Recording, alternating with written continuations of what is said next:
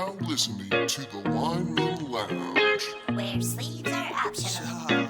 Aren't you tired of the same old podcast? Aren't you tired of the same old things? Don't you want to switch it up a little bit? Listen up, cause I'm about to blow your brain. Let your seat kick back, let your feet relax. Come on over, take a listen to the Lineman Lounge. In the car, at your crib, anywhere that you want. Come on over, take a listen to the Lineman Lounge. Got the NFL, got MLB, got NBA, and some UFC. Got college sports, we talking fantasy. Come on over, take a listen to the boy Mike C. Only on The Lineman Lounge.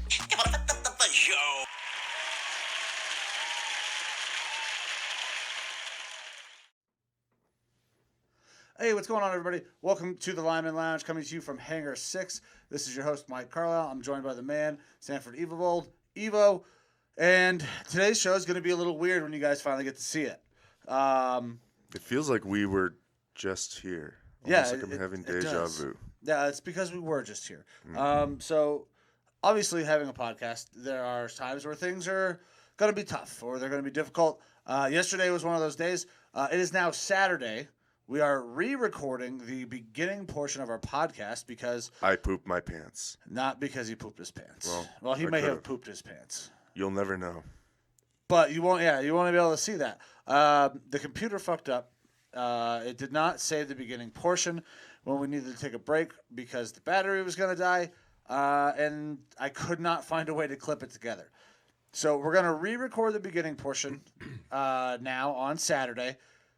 Then you guys will get the second half of yesterday's recording. So you're going to see us change clothes.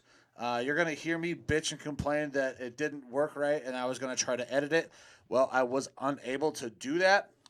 So, yeah, it's going to be a little weird, but hey, we're here on a Saturday, still putting content together for you guys. You guys are still going to get all the content that we had before. It's just going to look a little disjointed, but you know what? Shit happens. I got a nice, very alcoholic beverage right now to make it through this after today I had. So, yeah. I'm watching my weight with a Michelob Ultra Infusion.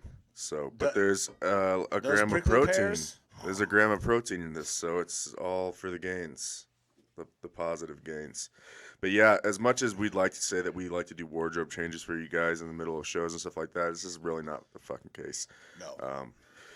Yeah, tech issues, they happen. No big deal. We're learning. You're learning along with us. And I think that's what makes this podcast good is that we're trying to be genuine, even if we fuck up. So with that being said, enough of the silly goose games. We can get on into the podcast. Yeah, absolutely, man. Let's go ahead and get this thing started. And, yeah, like you said, if there's anything that we are going to always be, it's very transparent, very real with the people. You guys have heard us say some shit that, I don't think a lot of podcast people may say. Actually, maybe that portion got cut out yesterday. Was that the political people? Or was that 2 episodes ago? Where if you said, if you put out a campaign ad, you're not voting for them. It's tough to remember all of it now. Yeah, I don't remember it all. I don't know. If I see a YouTube video or something like that with the campaign ad, I'm not voting for you. I'll say it again. There you go. All right, well, fuck it. Let's stop talking about that. Let's get into the show. I luckily still have my tabs open. Oh, so perfect. we can get right into it. So we started out with LeBron James. Mm-hmm. LeBron James did not receive any votes for the best player in the NBA, a survey that is done by players in the NBA. What are your thoughts on LeBron not getting any votes? And then I'll get into mine. Yeah, so I'm not a LeBron James fan per se. I respect him as one of the best, if not the best, and there's an argument for that, players in the NBA of all time. Yes, he's older, but to not get any votes as the best player, I think, is devaluing him a little bit. It seems a little bit petty. Again, I'm not following NBA game by game and everything that's going on. So my opinion is kind of like your just generalized opinion. I know who he is. I know how he performs overall. I know how impactful he is to the game of basketball, the current state of the NBA. And I can only imagine that he rightfully deserves to be looked at by his peers as one of the best. So it seems like they're throwing a little shade at him probably because you're probably going to get all-star votes, you would think from your own team or something like that. I don't know how that works. But Well, the fans only vote other that, but the only other person that I think should be in the conversation is Giannis, because that guy can fucking ball out. Yeah, Giannis is a stud. But yeah, to me, it just seems probably like it's a petty thing. And then obviously it did get under LeBron's skin. If you saw any of his tweets. Yep. So I got one right here. Thank you. As if I didn't need any more gas. He is apparently #washed. Oh, I thought it was a Taco Tuesday tweet. Oh, if there was another tweet, I missed that one. No, I'm just kidding. The more gas thing, farts, Taco Bell, tacos. Yeah. Gotcha. So I am drinking, everybody. So I'm not going to be necessarily on my A game. Oh yeah. So we told you guys that this is a re-record. We both had very, very long days. Our football team got smashed. You guys had we had 3 scrimmages in flag football today, which went surprisingly well, albeit in 95 plus degree heat. And it still was like herding cats. So a little bit mentally stressful, but we did all right. I'm pretty proud of the boys. They did a good job. Yeah, I was in Tucson from about 12:30 till, when did I text you? About 4:30 we were leaving? Yeah, something like that. Yeah, we got our asses beat, so I'm definitely going to drink heavily. So just enjoy the show, everybody, because this is how it's going to be today. Back under your boy Braun. Yeah, this is ridiculous. Like, the only guy, in my opinion, who is getting votes besides LeBron should be Giannis, but there's a two-way tie at the top of Giannis Antetokounmpo and Kevin Durant. Kevin Durant is a great player. Kevin Durant is a great scorer, but there's too many other things that he doesn't do great, right? I mean, Kevin plays pretty decent defense, but he's not a facilitator. I mean, like, he's just not that all-around basketball player that I think of when I think of a LeBron or a Giannis that can do damn near anything and everything on the court. Giannis's one knock right now is that he's not a great shooter, but he can do fucking everything at a high level other than shoot. So I got no problem with Giannis being up there. I don't agree with the Kevin Durant. I think with the MVP conversation stuff or the best player conversation, that the finals factor into it. Yeah. Giannis was able to take his team all the way. 50 points in a clinching game. Yeah. So your scoring thing, while true when needed, obviously he was able to show up. But at the end of the day, like I said, LeBron is warranted of having at least some of those votes. You would think. Yeah. How does LeBron not get one fucking vote? Like, no, maybe everybody's on the now Giannis train, but if that were true,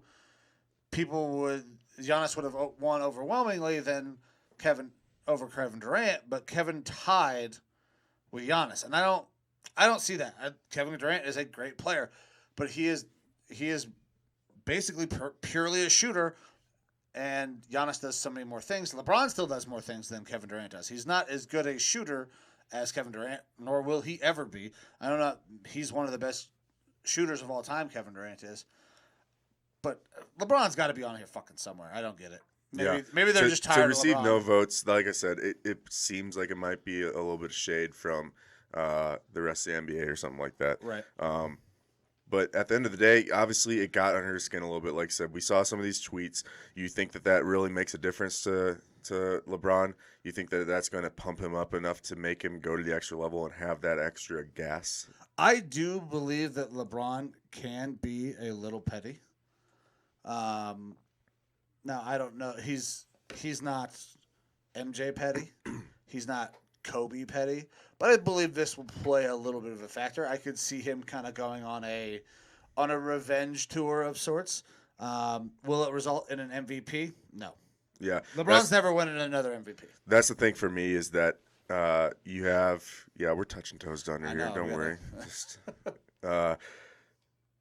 LeBron to me is obviously whatever he's doing is working.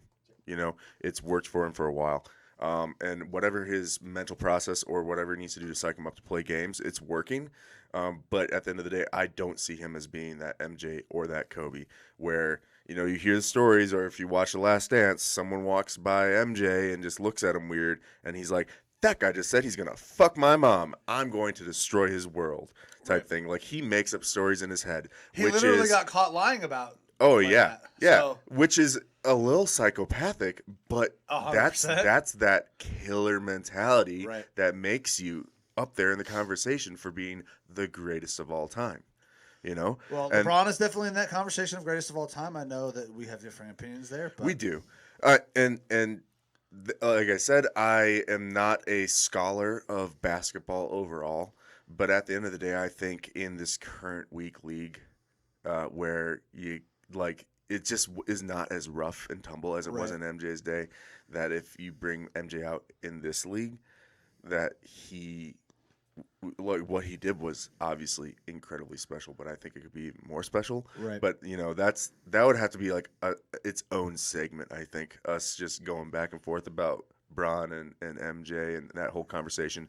But I mean, Kobe had that same type of mentality. He did. He was He the had guy that that Mamba mentality, like for sure. it was uncanny, his like drive and passion for perfection. Yeah. To bury somebody. Yeah.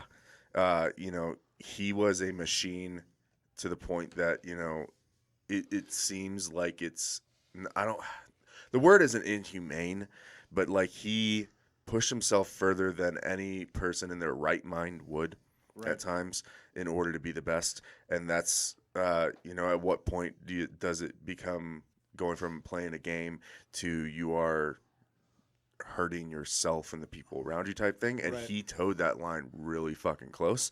Yeah, and it worked out. There are legends or stories told about Kobe at practice where he would get in fights with teammates, tell them to get the fuck off of his court. Yep. LeBron's not The same thing that with MJ kind of guy. And yeah, and you don't hear that from LeBron. Right. Now, will he turn his play up? I think so. But LeBron's not going to win another MVP. Yeah. LeBron had his time where he won his MVPs. He's not going to win one at this point in his career unless he does something incredibly special. Now, the fact that he received no votes from the NBA players, if he goes out and performs better than everybody else, should that put him in the running for an MVP, considering that the league thinks he is not what he used to be? Look, I do. If the Lakers go out and they win the finals, I think he absolutely should get that MVP probably, because it's probably based off of But him. You mean Russell Westbrook's not going to carry him to a championship? Well, I mean, the two of them are going to pass their way to a championship, if anything. Yeah. But I don't know. I think that is a big role player in who's going to end up getting the actual MVP from the NBA is if you take your team to the finals and you are the focal point of that team for the most part. Yeah. But again, basketball is not my forte. So I am kind of talking out my ass a little bit. Yeah, I mean, we'll see. I love the NBA. The NBA is tough to talk about. Like this is a bullshit story. Like, who cares? Yeah. Don't get me wrong. I love Giannis. I think Giannis is great. Mm. I was pounding the table for Giannis to be considered one of the greatest players in the league. He goes out, wins a fucking title. He beats that vaunted Nets team that it's completely stacked, because that's what the fucking NBA has turned into, is just people joining forces. Yep. Giannis does it as like the guy, like really the only the guy. He's got Chris Middleton, but not a ton of help. He's an all-star, but he's not potential Hall of Famer like some of these other guys. But yeah, I mean, it's an interesting. I guess it's interesting, but it's not a sports story. This is just they got to keep the NBA relevant while it's in the off season, because it's a month away from regular season starting. Yeah, they got Summer League going on right now. Kind of start to build up the excitement. That way you can roll into it. And anything that happens around LeBron's sphere, his circle, automatically gets is magnified. going to get posted all over ESPN, USA Today, all the big sports. And so it's something that if it's being talked about, we should at least give our 2 cents on. And so that's why we're gonna go ahead and hit it up. The only stuff that we don't really want to hit on that is a Tim Tebow, Trevor Lawrence touchdown connection, which isn't happening. Yeah, just to bring that God, up again. that's not happening. Yeah. All right. So moving on from LeBron, we actually put a poll out. We talked about putting a poll out took a little bit of time, difficulty to figure out how that poll worked. Yeah, on, technology's been beating our social ass media. last week. Yeah, you know what? We're two strapping young lads, but still technology is somehow kicking our ass. I'll be the first to tell you, social media. Like I go on there for the memes and to talk to ladies, and that's about it.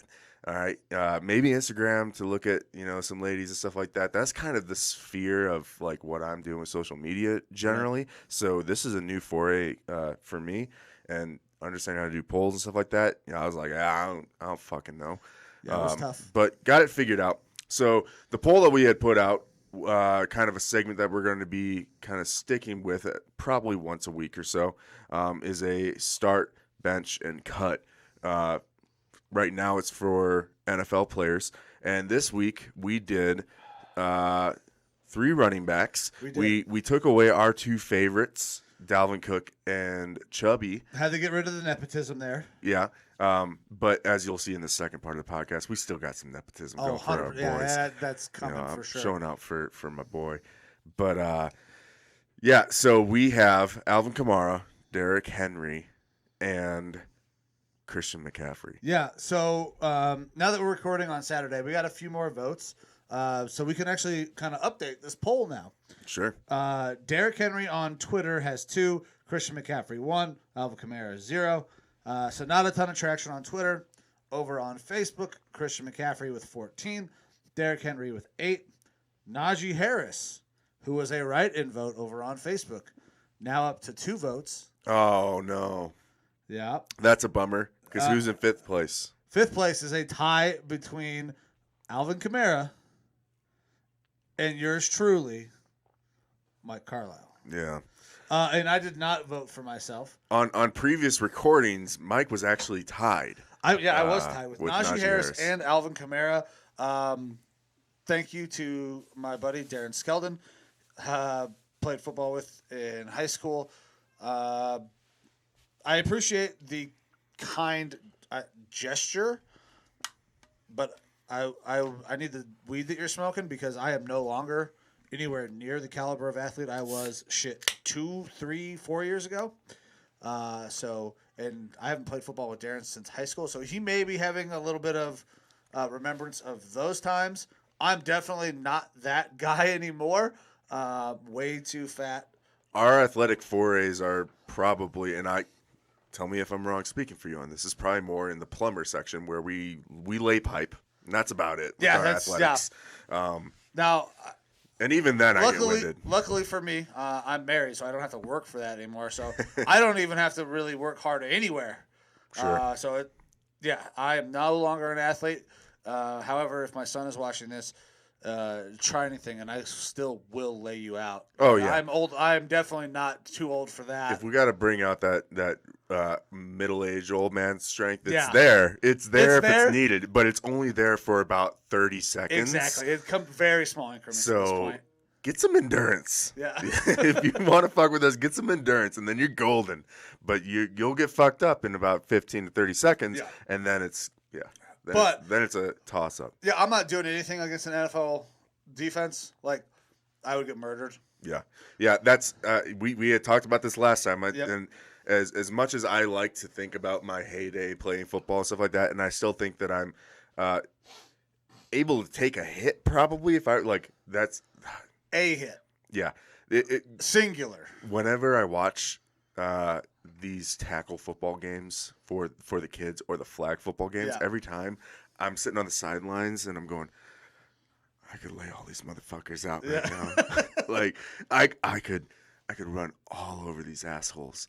And I maybe I could, but when you go up against an NFL defense, even like the worst player in the roster, if I take a hit, I'm probably good for that one hit, and then I'm going over to the sideline and they're putting that little tent over me. Yeah. And I'm going to just cry and cry and be like, shoot me up with every syringe you got, because you got them over here, and give me those pills because I'm hurting.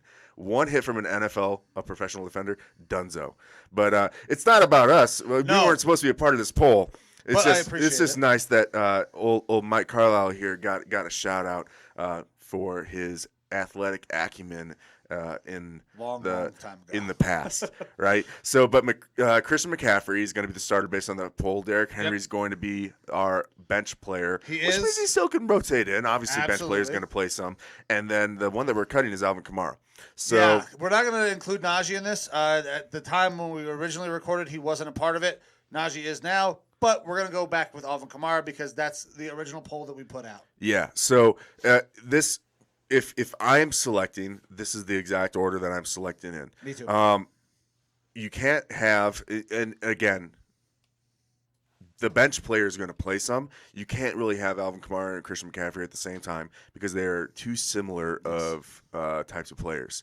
But Derrick Henry, he's that much more rough, pounded up the middle type of guy, which is actually my particular favorite type of football. I like that old school black and blue, knock a guy on his ass football. Even from the running backs, I like to see my running back plow over a defender. That's fucking awesome. They're just, when they're laying the lumber, that's fun to me. Right. All right. But when it comes to this poll, and if I'm thinking as an NFL GM, I'm wanting Christian McCaffrey. Now there's injury concerns, and part of that is because the team that he's on, the Panthers, are hot garbage. All right. You listen to the second part of the podcast, and we kind of go into this a little bit. The Panthers are never on the top of any of the NFL position lists. They're at the bottom at a lot of them, and they're one of the worst teams in the league this year, more than likely. At least on paper right now they are. He's their offense. He's potentially their best receiver out of the backfield, and obviously their best running back. Very much so a dual threat guy. And when you get that sort of mileage on you, of course you're going to get injured.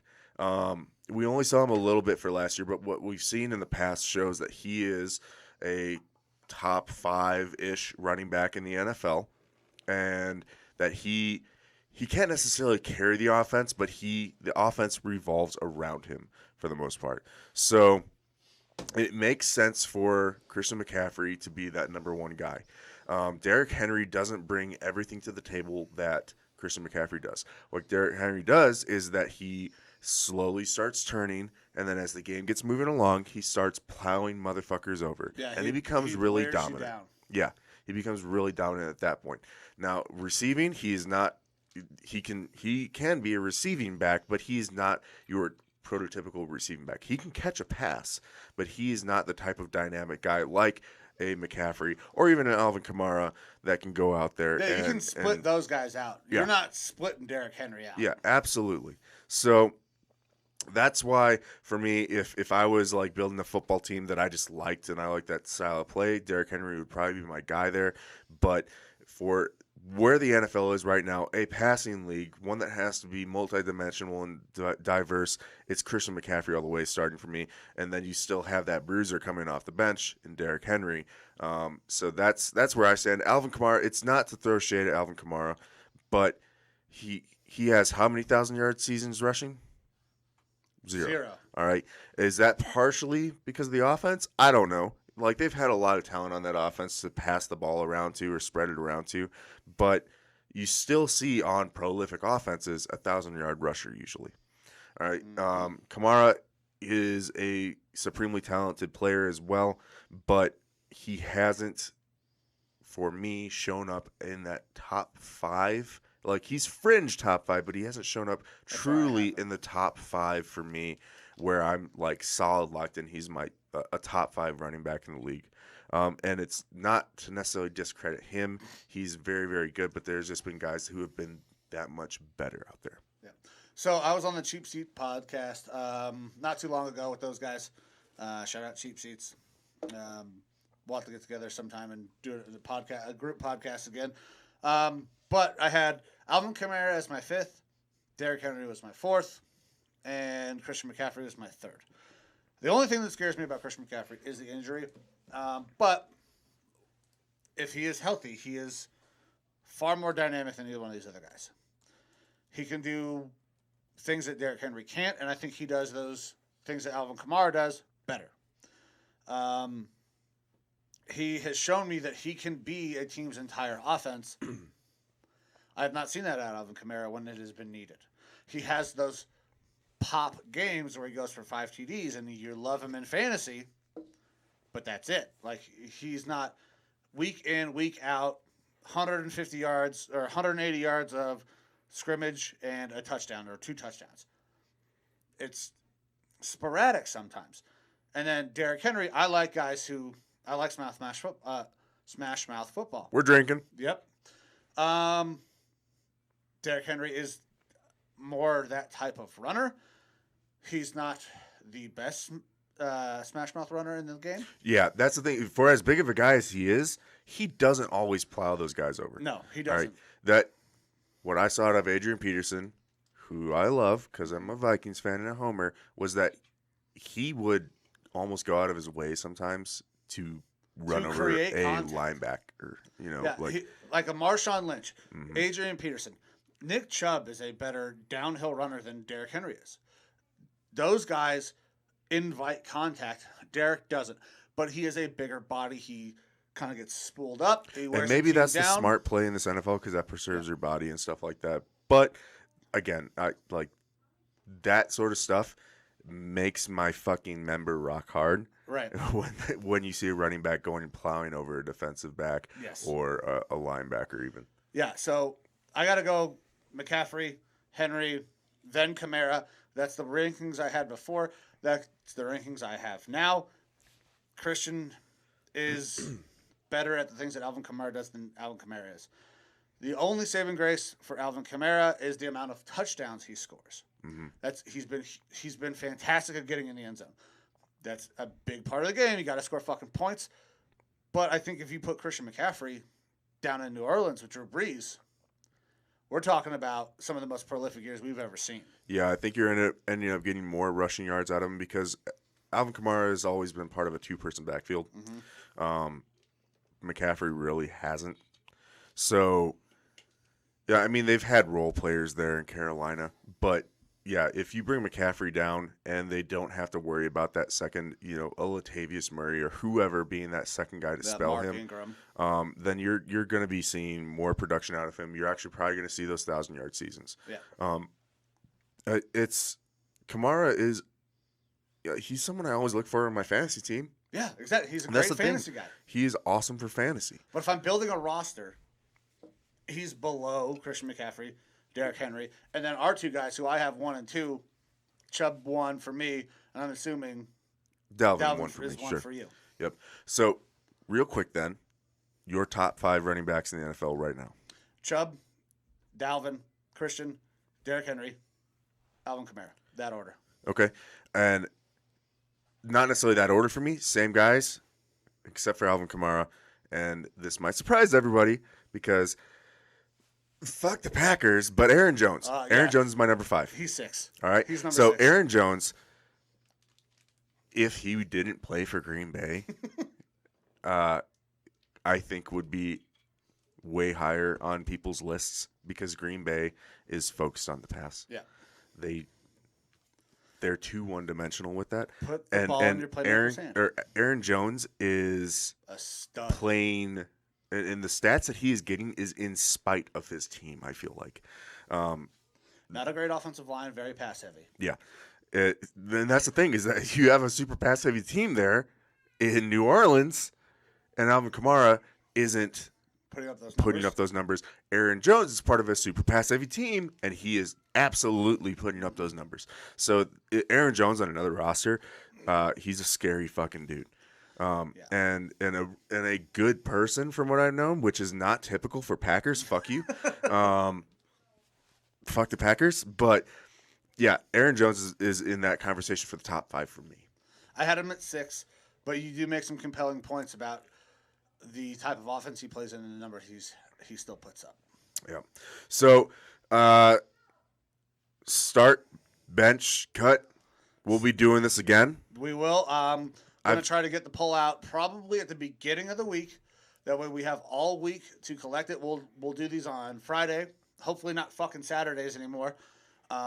So yeah, like Tuesday after the pod or something like that, we'll put out that poll. Maybe even earlier if we can, so we can kind of promote it on the Tuesday, and then on Friday we'll go over everything. One thing that happened or didn't happen this go around was, yeah, we had the poll. Go ahead and feel free to leave your comments and give us a little bit of context to what your thoughts are, because those are something that are things that we would really like to talk about and discuss. Like if you have a really dog shit argument, we'd love to call you out on it, Or if you've got a really good argument, it might actually make us think and get the wheels turning as to why some people are voting the way that they're voting. Yeah.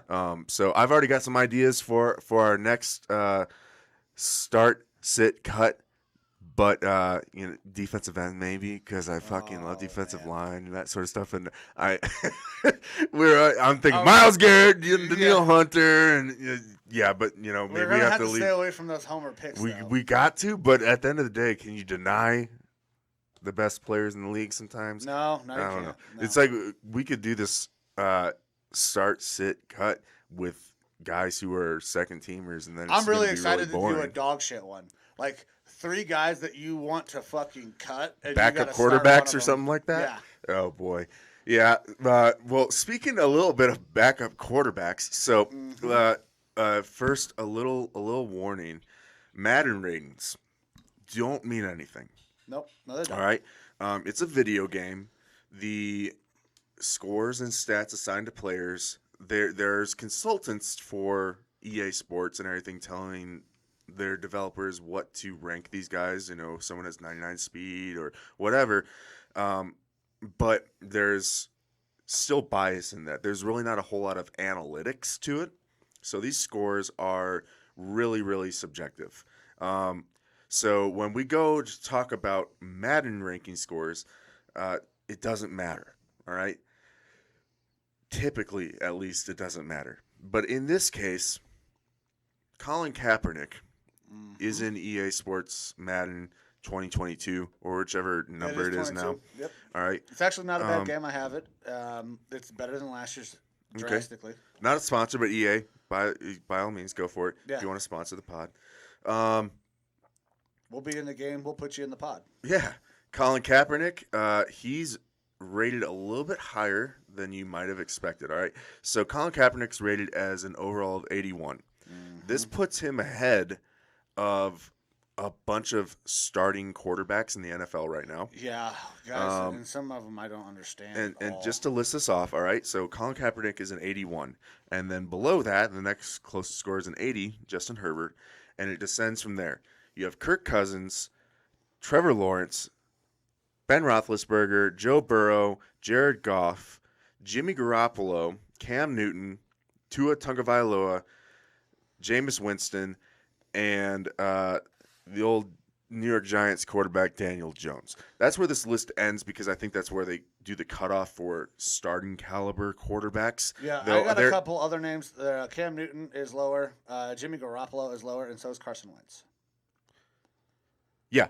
Oh, did I not say those? I think I said those. Okay. The one name I didn't see on there either was Fitzpatrick, and I would assume that he would be lower than that, because if he's higher than a bunch of those quarterbacks, it's also kind of a travesty. Yeah. Though I like Fitzpatrick, I do like him, but let's be real.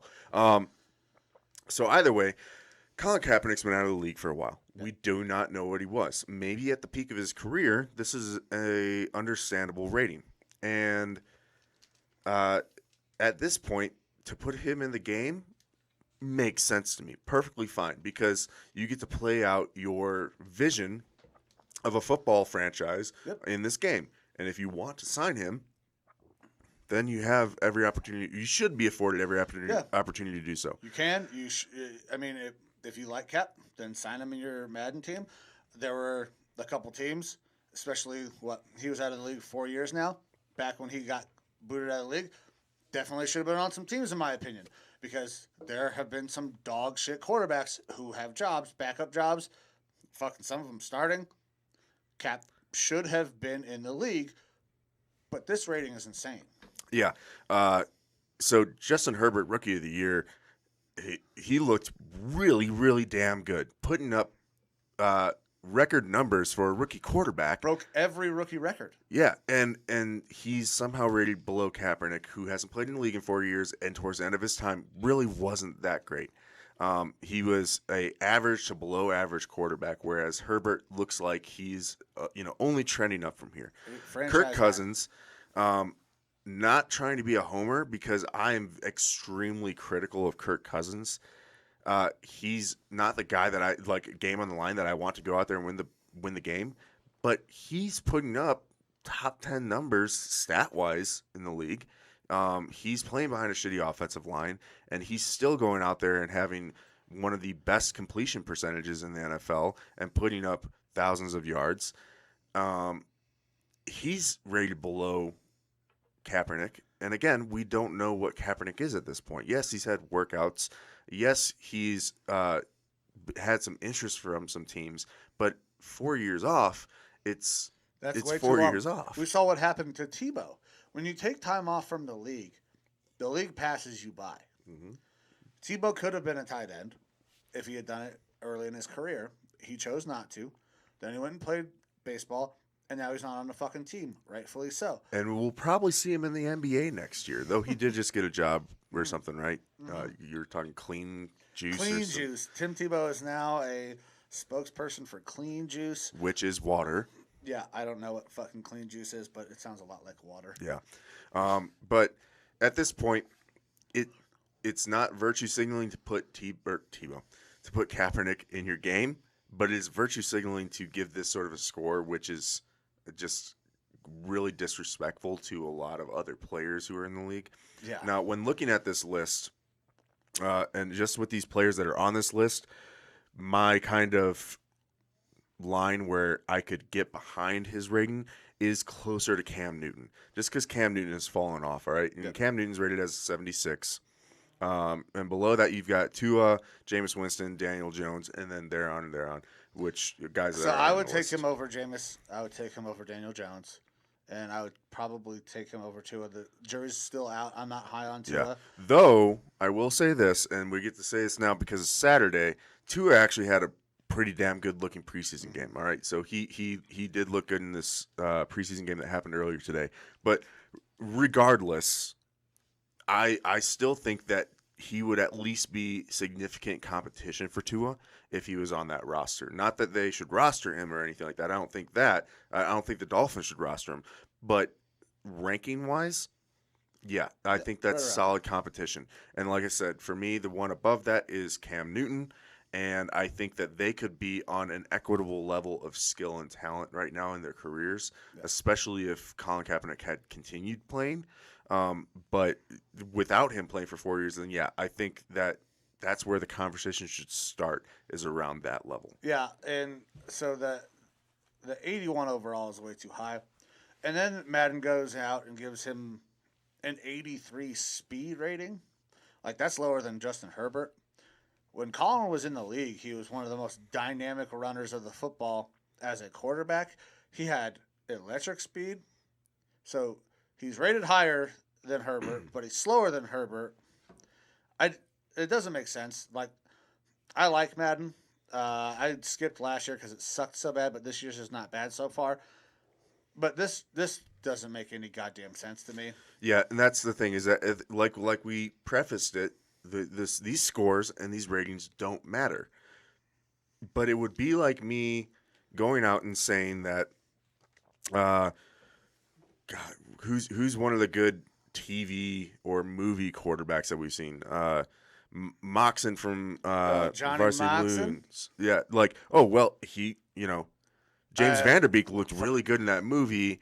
So let's put him in the game as a 80. Hey, if they put Steamin' Willie Beeman in Madden, I'm fucking picking him up. I'm pretty sure that at one point in time in my youth that I've made like all of the famous quarterbacks from movies that I get behind into the game as a creative player or something like that, which is perfectly fine if you want to do that.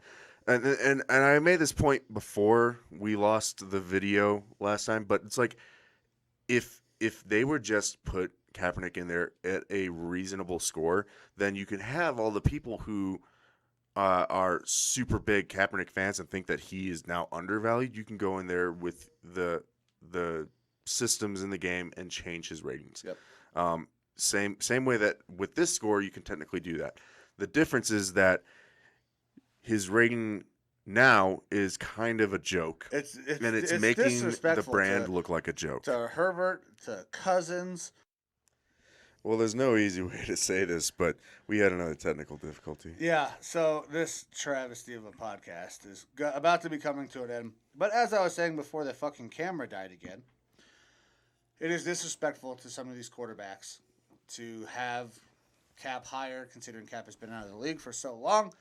These guys are still in the league, new to the league, have proven themselves to be worthy players. Like Justin Herbert is an absolute stud.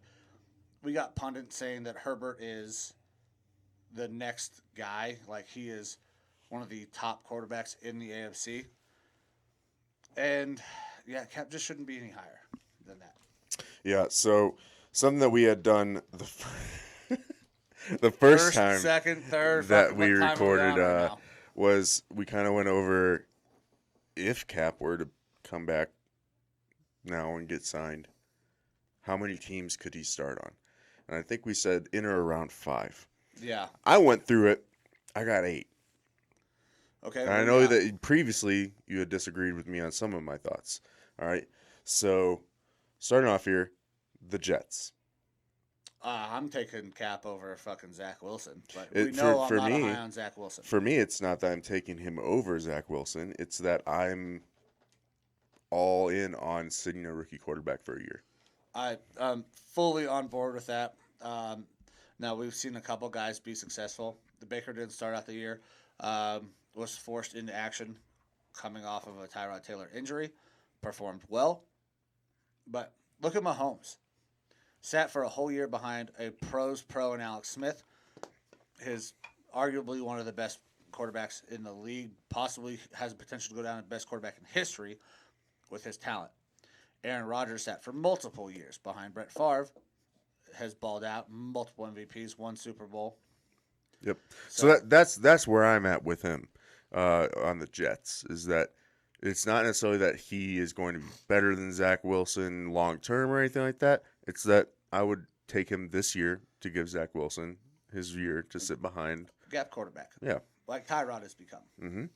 All right, which brings us to our next one, the Texans for me. Now, you disagreed with me on this last one, but I think that is a solid competition between Kaepernick and Tyrod as to who is the starter. I Because still like Deshaun Tyrod. Watson ain't playing this year. No, Deshaun's sitting. I mean, they're going to put him on the exempt list at some point. They're going to have to. He's 4 on the depth chart. I like Tyrod. I thought Tyrod got a raw deal in Buffalo. He took them Even to more the raw playoffs. deal in San Diego. Yeah, Excuse me, L.A. Yeah, LA. He got his lung punctured by a doctor. That not his fault and why he lost that job. Now, obviously, Justin Herbert balled out. Mm-hmm. That job was going to be his at some point. But Tyrod has had a rough go. I really still like Tyrod. I think Tyrod is a starter in this league somewhere. I would take Tyrod in New York. The other team, the Giants, over Daniel fucking Jones. Mm-hmm. Which is one of the teams on my list for Kaepernick. Mm-hmm. All right. I think I guess I'm quick to give up on quarterbacks sometimes, especially when I'm not emotionally invested in them. But Daniel Jones, I didn't like coming out. No. I think we've seen that he's not that good. No. But right now, ownership and GM is going to just stick with him because it's kind of like their livelihood. Well, Gettleman But- is tied to him now. Yeah. He has to continue to support him, even though he knows it was a reach. They have to play him. They have to see what they got because this is another really bad pick by Gettleman, and this could be the end of his time Mm-hmm. as the Giants GM. And that I don't think that Kaepernick would be the long-term answer there necessarily, but he's better than Daniel Jones.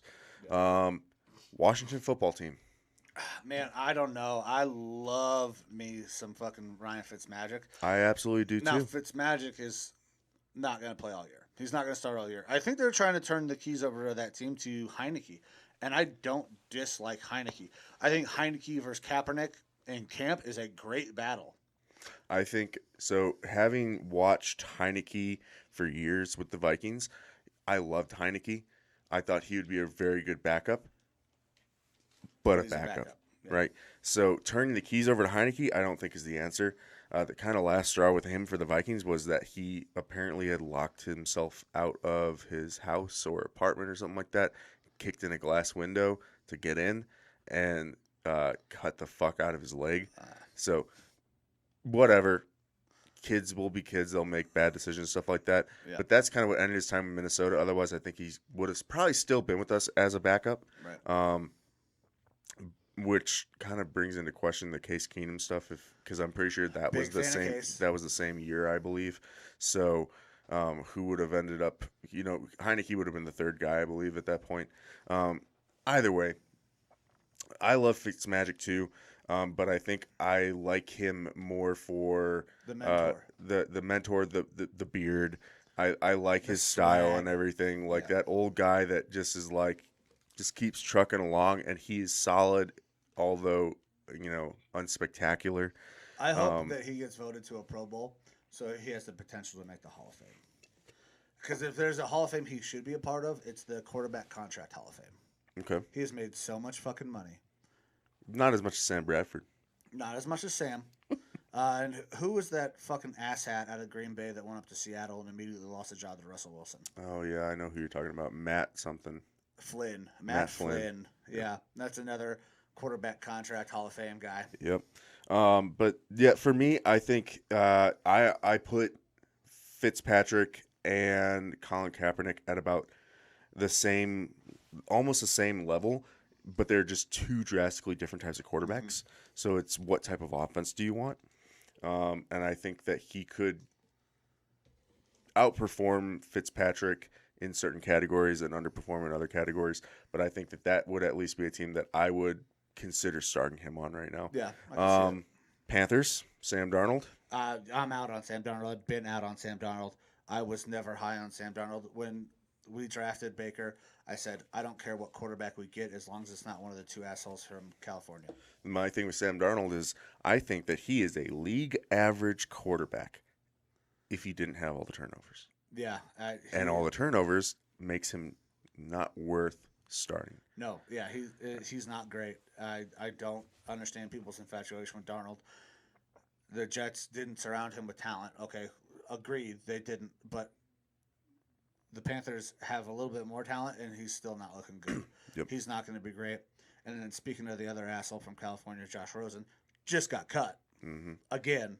So I knew I didn't I'm want not to be even the one sure of he those gets guys. rostered until like someone has a quarterback injury, and then they'll bring him on as just depth. Yeah, he's or going to be another option. practice squad guy. I think he's eligible for another year for the practice squad. Well, the practice squad now you can put anyone on it. They did that with the COVID year last year, where it's there was different rules, and now you can roster or practice squad anybody. It's not like every single practice squad spot, but you have like a number of practice squad spots that can go to people of any amount of years in the league. Yeah, before it was you had to be under a rookie contract, I believe, to be on the practice squad. It was like the first, rookie contract or the first couple years or something like that in the league. So next one for me, the Saints. I'm taking him over Jameis. I have buried Jameis multiple times. I still am not high on Jameis.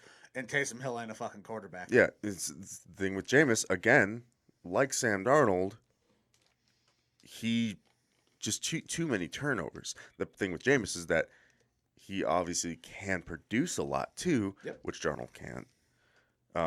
But I think that immediately you bring Kaepernick in there, and it almost reinvigorates that team a little bit of excitement. You're going to get a lot of negativity and hate with it too, but that's neither here nor there. He brings a little bit more excitement to that team, and he might get some more players wanting to go ball out with Kaepernick. Yeah, I don't think you're seeing a lot of guys sell out for Jameis or fucking Taysom. Yeah. Colts, right now? Right now, yes. With Wentz? With Wentz, no. Yeah. So that's, for me right now, it seems like, he could be one of those options. I banged the table for them trading for Gardner Minshew. Someone needs to trade for him. But I think that it would be a good opportunity for Kaepernick to come back into the league. It is going to be, that 1-year deal type thing where, hey, now it makes sense for us to not pay you all this asking money that you're asking for, because that was one of the problems, was that he was asking for a lot. Right. Say, hey, we have our starter, but obviously he ain't playing for a while. Okay? So come in, start for us, show what you've got. This is now your new tape for other GMs. Yep. And if you outperform him, maybe you stick around. Or you're really playing well and you make it to where we can't play Carson over you, maybe you stick around. maybe you play the whole season because again, their roster is very good. I think that they are a they're playoff team if they have got a quarterback. Yep. So I think that would be a decent situation for him. Not like if it was a straight Carson Wentz. I mean, I'm not a Carson Wentz fan at all. Me either. And I think that you absolutely have to hedge your bets with that guy, which they should have done in the first place because of his injury history. They got Jacob Eason and Sam Ellinger. Yeah, which neither looked very good in the preseason game tonight. Yeah. Ellinger looked better, but Yeah, Ellinger's better he than Eason. he didn't wow me really. No. And Eason, dude has a fucking cannon of an arm on every throw though. There was a drive where he was like, there was a guy 3 yards down the field, tight end I believe, and he threw a fucking rocket at him, and it just went off his fucking body. Like the guy didn't have time to react to even try to put his hands up to catch it. Yeah, no touch. Right? Yeah. There's zero touch with that guy. Which I suppose is great if you need to throw a Hail Mary, but not every play. All right, so next one for me, Philly. I know there is a bit of disagreement on this as well. You like Jalen Hurts. I like Jalen Hurts, I like Jalen Hurts coming out. I'm slowly cooling on him. But I think that is a solid competition compared to Jalen Hurts and Joe Flacco. Well, Joe Flacco shouldn't be there. Sorry, Goose. Yeah. I mean, Joe Flacco deserves a backup spot, I would think. Yeah, but he's competing for a starting job. Right. Because his coach doesn't know his head from his ass. Sure. But they could have brought him in as a backup in Philly. Could he go to Philly and compete? Yeah, I still think Jalen wins that job, but he could compete there. Yeah. I don't know if Cap would take that because I think Philly's behind Jalen for this year. Yeah. And I don't think he gets a true shot at starting there. So I don't know if he would be in on it. And that's my list. That's the 8. So Jets, Texans, Washington football team, Panthers, Saints, Colts, Philly, and the Giants. Yeah, and nobody here is saying that Cap couldn't play. Even at the end of Cap's career when he wasn't performing well, he was still performing better than some starters. He could probably perform better than some of these guys. But he's been out of the league for so long. Like, I get it, Madden. Put him in the game. He never should have been blackballed from the league to begin with. It's not virtue signaling to put him in the game. I think it's fair that if Cap still wants to be a part of the league, that he should have an opportunity. But this rating is bullshit, man. Like it's too high. It's way too high. Yeah, and that's basically what we wanted to highlight is, come on, man. Yeah, come on, like it's disparaging to other players and as much as they shouldn't. Some of these guys take their Madden rating very seriously. That's what I was gonna get. As much as the players shouldn't care about their Madden rating, obviously it's a bit of a personal dig at some of these guys, and I get it. I wouldn't blame anyone for being upset about it, player wise, and I definitely am. I'm not truly upset by it, but I'm just a little bit like, what are you thinking? What are you doing other than trying to virtue signal to a small contingent of people who are homers for Kaepernick, and more so for his cause than for his playing acumen. Yeah, I just think it would be better for them to do a fair, honest assessment of him. Right. We'll see. The Madden does like weekly updates, I think, through the season on player scores and stuff like that. So we see some pretty drastic changes, especially when they rate, a 5th or 6th round rookie as, just your low ball 60 score or something like that. Yeah, like a James Robinson. Yeah, and he comes out and balls out. Yeah, so his score tremendously jumped up through the year.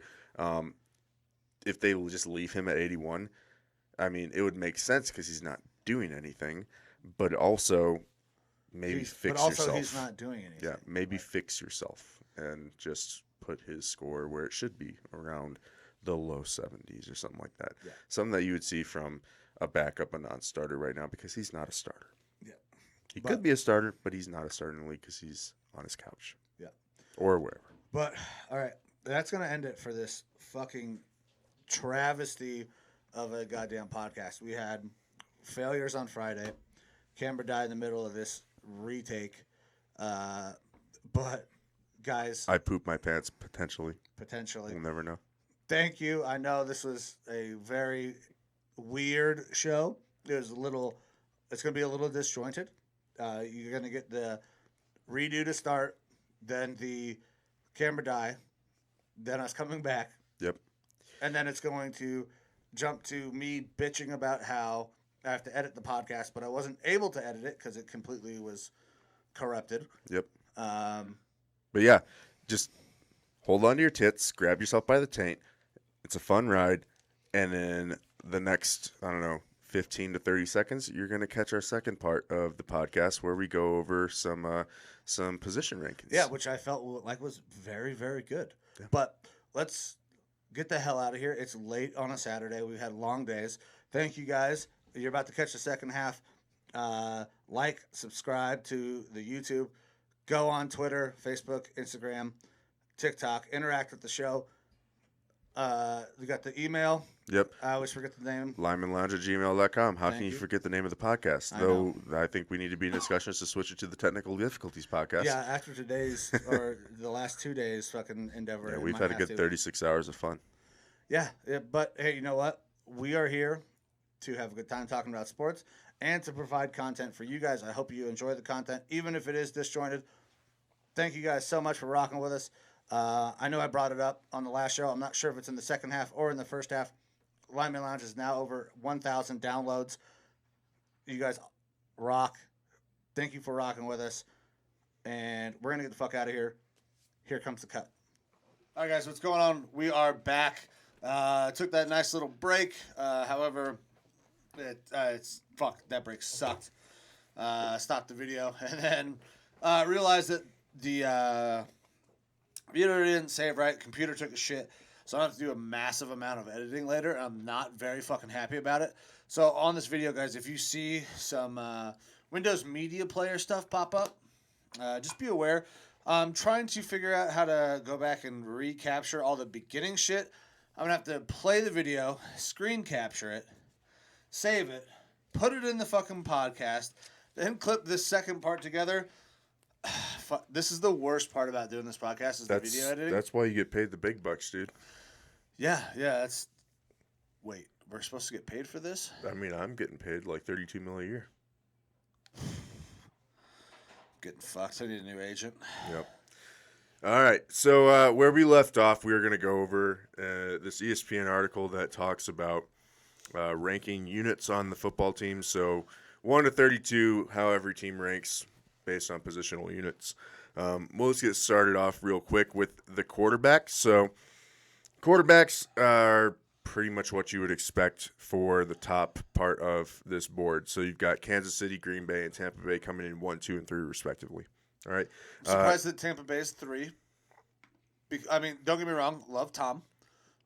Tom is the GOAT. But I figured that like a Russell Wilson would have been higher than Tom just based on what he can do later on. Well, Russell Wilson is 4. Okay. All right. So I think they're just giving Tom his respect there. Got it. And while Russell Wilson, I believe if you're just going direct quarterback comparison, Russell Wilson is more athletically talented than him right now. Yeah. But I think you have to factor in how that quarterback room is going to operate on the team. So it's Seattle's offense is going to be a little bit more boom or bust, I think, whereas Tampa Bay's offense is pretty much going to be boom. Yeah, I mean, and honestly, like I don't dislike Kyle Trask down there in Tampa. It's a smart selection to take a quarterback to groom behind Tom. Trask doesn't ever have to become anything, but if he does, then they have a plan for the future. So, and we saw that whole recipe play out in New England where they had multiple guys they kept drafting to back him up. They would come in, they'd play okay. Now, when they left, they don't necessarily play great, but... Yep. Bottom 3 of the league for quarterback rooms, you have Houston at 32, makes sense. Carolina at 31, makes sense. And Denver at 30, makes sense. And Philly at 29, makes sense. All right. I would put Denver above Philly. I like 10-2 gloves. Yeah, I think I would too.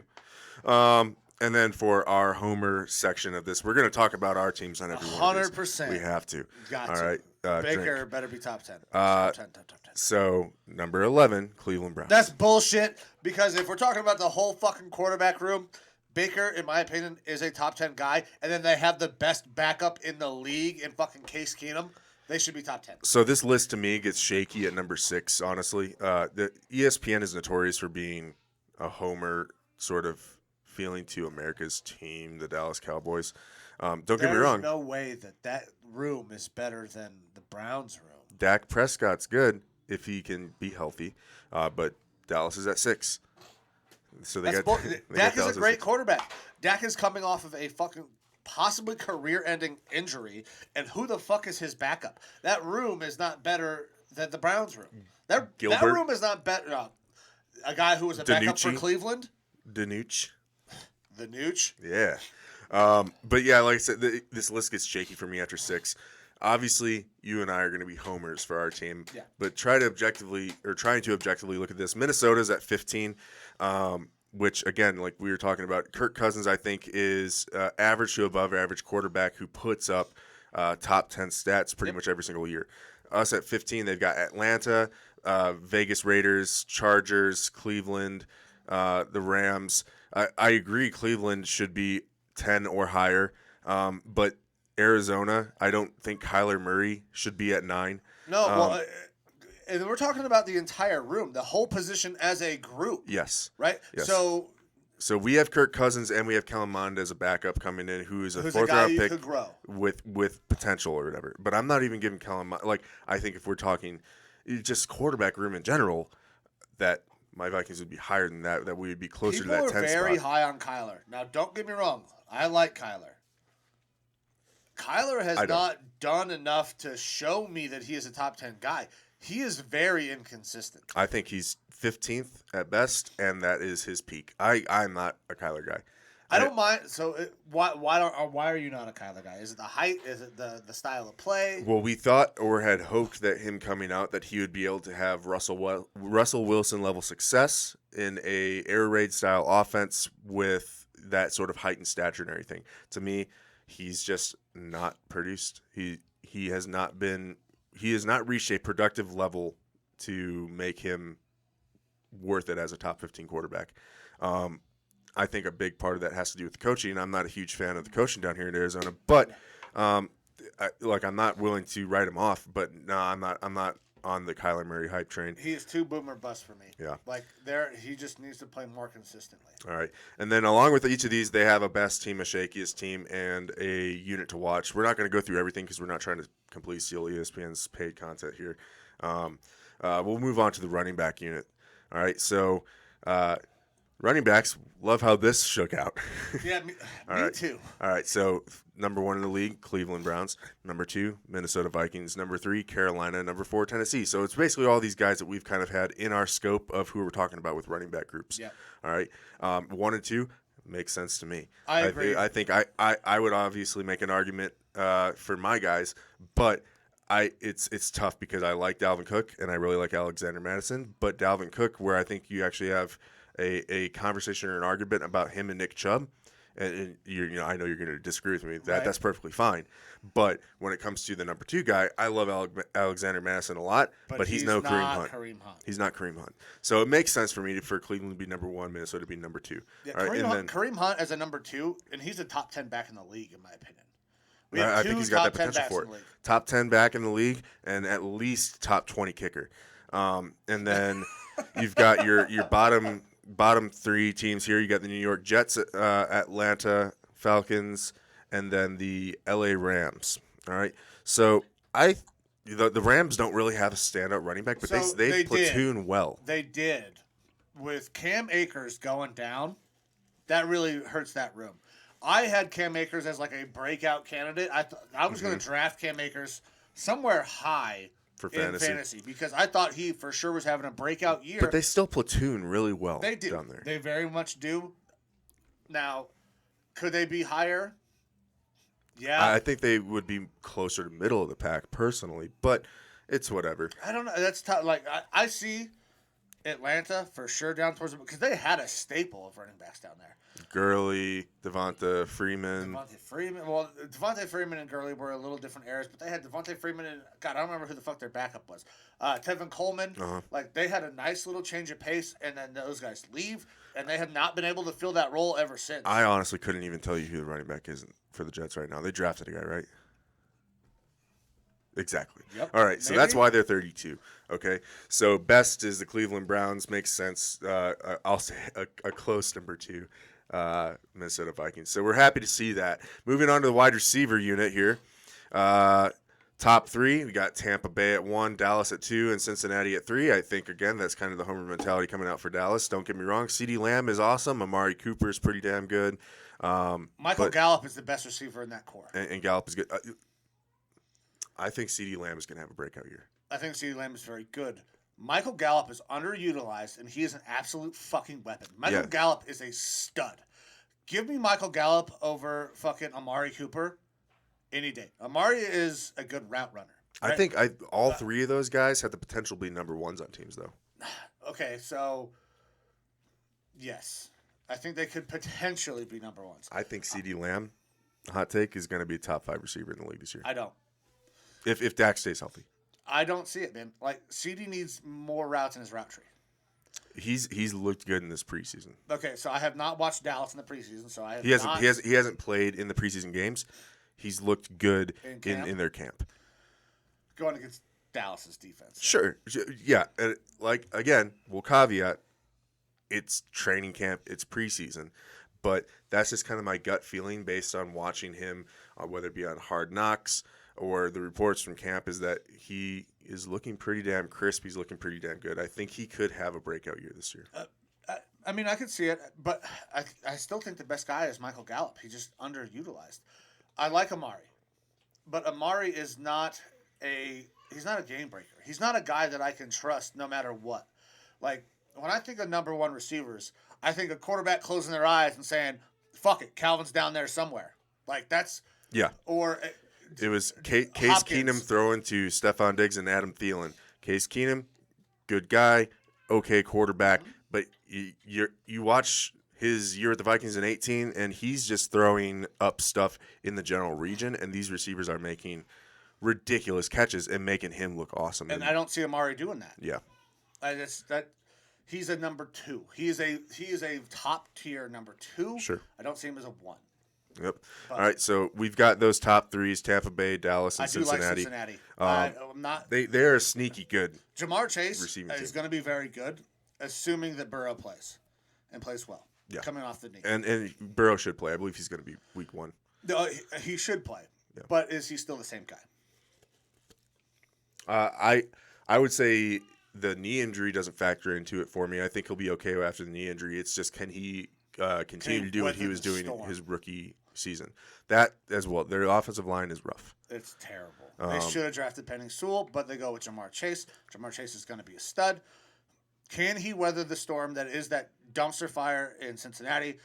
I do not trust their coach. I do not trust that offensive line. I hope for Joe Burrow's sake that they figure it out and he performs well enough to be good but not beat the Browns. Yep. All right, so bottom 3, we've got Detroit, New England, and Houston at 32, 31, and 30. Those all make sense to me as well. Yeah, if you put Houston anywhere near the bottom, I'm going to agree with that. Yeah, and I'm pretty sure they do have an overall team ranking here at the end that we'll go through. But those all make sense to me, and I think you're going to pretty much see Houston at the bottom of most of these charts. Now, for our teams, we've got Minnesota at number 6 and Cleveland at number 13. I think that's hurting Cleveland a little bit, that they aren't giving you guys enough credit. But I think it's because you haven't seen OBJ in a little while. Perform like an old, like the OBJ that people like to remember. Yeah. I think that they're ranking him based off the name. He has name recognition, but he hasn't shown up what he did with the Giants. And Jarvis is one of the best slots in the league, man. Yeah. He's got fucking sticky hands.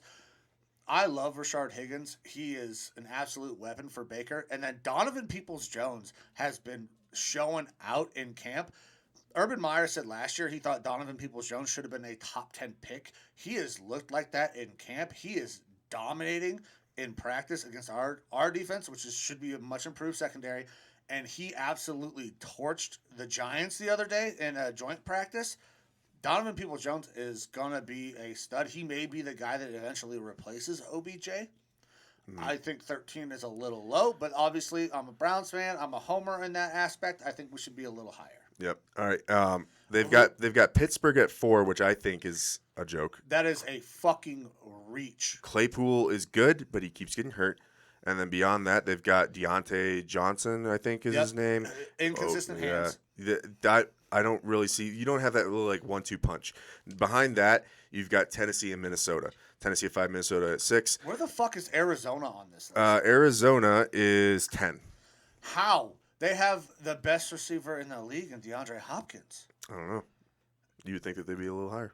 Like, that is a stacked receiver group. They're going to be able to go 5 wide anytime they want, and those guys can go out and win their matchup. Should be able to. Like, Arizona should be much higher. I thought they would be top 3 for sure. Yeah.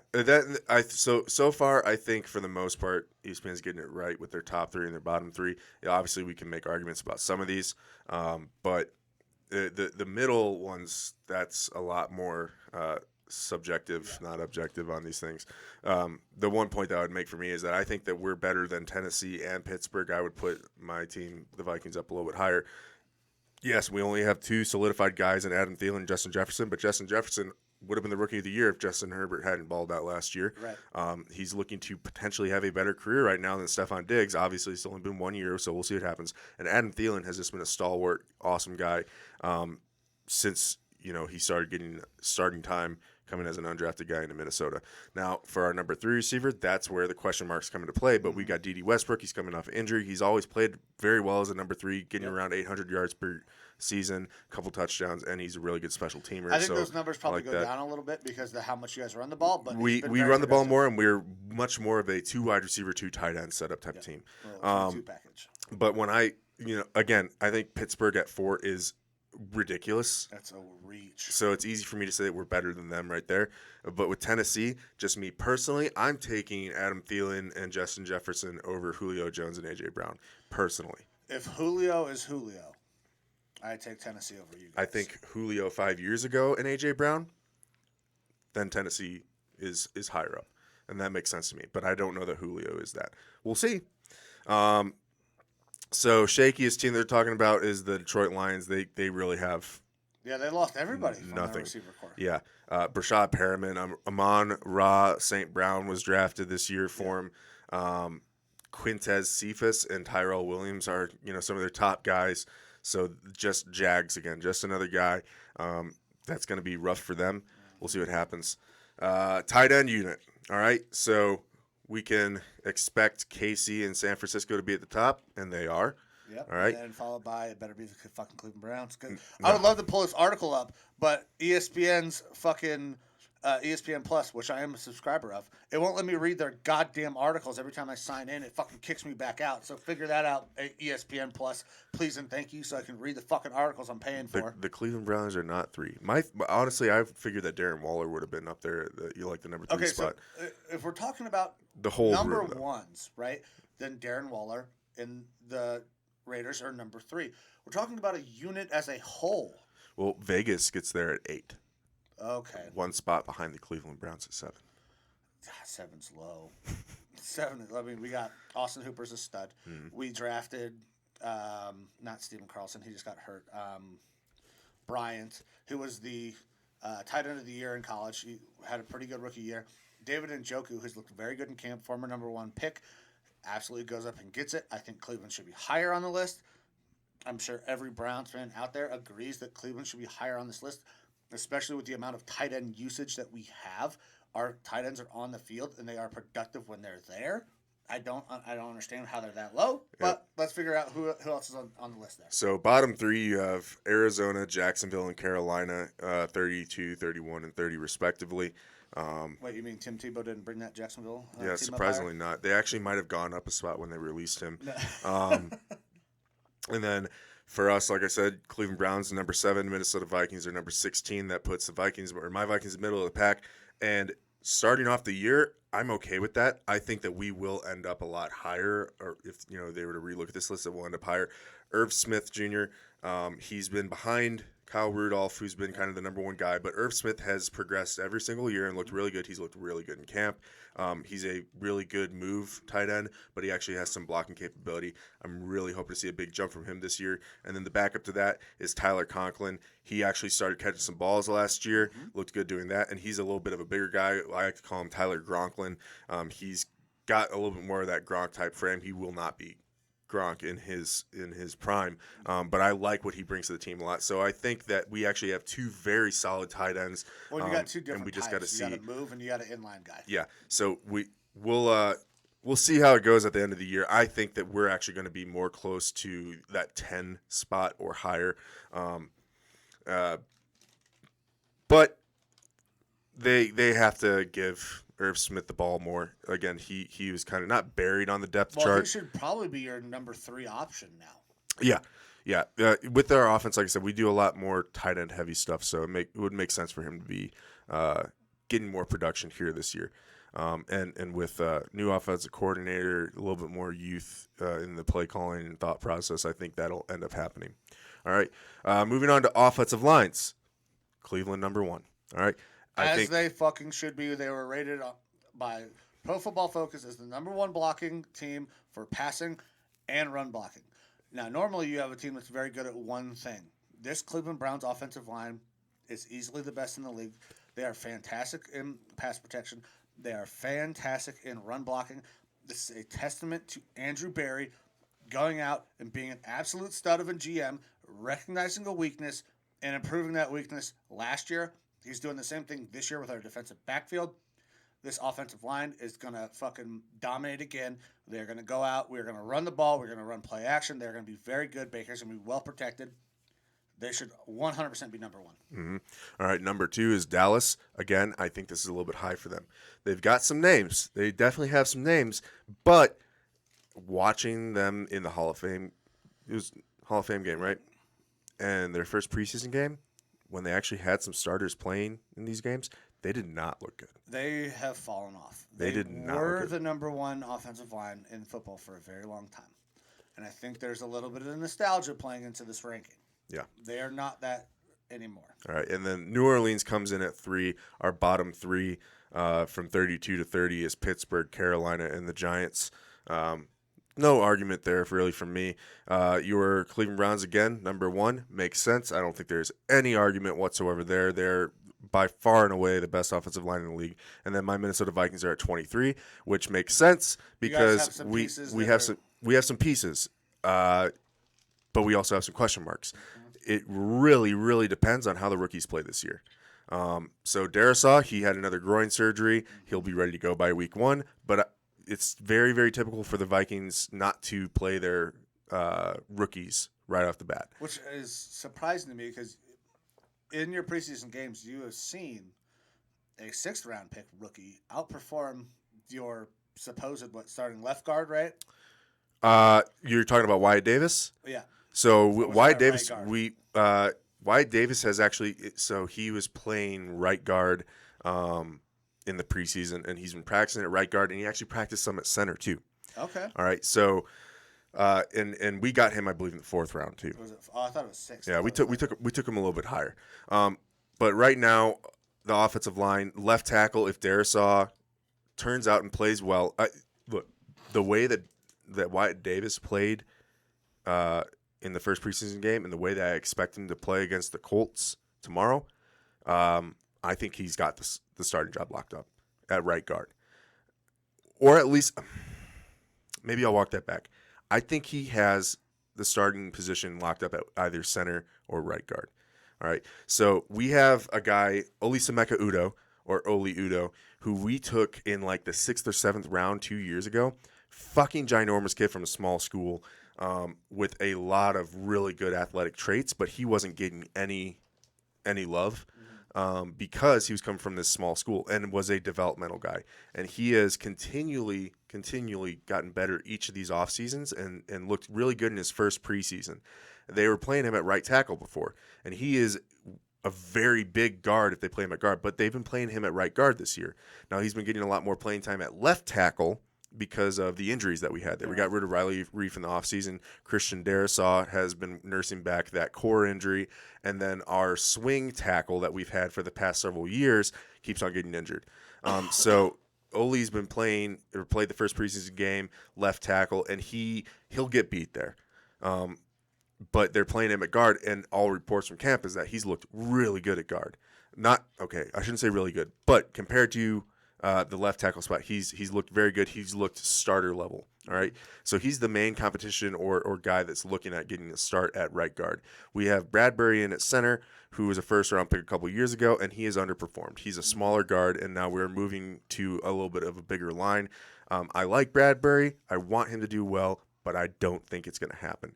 So my offensive line that I'd like to see for the Vikings is Darrisaw starts at left tackle. You have Cleveland, one of our top picks last year. Yep. Fan of the guy. Cleveland starting at left guard, and he's looked pretty decent there. Wyatt Davis as the center, Oli Udoh as the right guard, and Brian O'Neill as our shutdown right tackle. All right, that's what I would like to see. I think that to begin the season, Darrisaw won't start. They're going to slowly work him in, which is what they actually did with Brian O'Neill a couple years ago. Even though he had clearly kind of won out the right tackle spot, they were like, we're not going to just thrust a guy into it. But once he got in it, starting at the right tackle spot, he never left. And Von Miller actually during joint practices with the Vikings said that Von Miller is the best right tackle that he's faced, and he thinks he's the best right tackle in the league this year, which is very high praise from an aging Von Miller for sure and stuff like that. But it's good praise. So that made me happy to hear. So, but us being listed at 23 makes sense because we've got some pieces, we've got some upside, but we have a lot of question marks like we always have.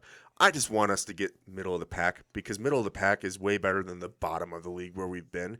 Middle of the pack affords us a lot more opportunities on offense, and I would love to see what Kirk can do behind a semi-decent offensive line. Right. All right. So under that category, they list Cleveland Browns as the best and have a little diatribe about them. And then the team to watch is Minnesota Vikings because of all those reasons. We've got a lot of young players. Yeah. We've injected a lot of youth with Christian Darrisaw, Ezra Cleveland, Bradbury Davis, Brian O'Neill.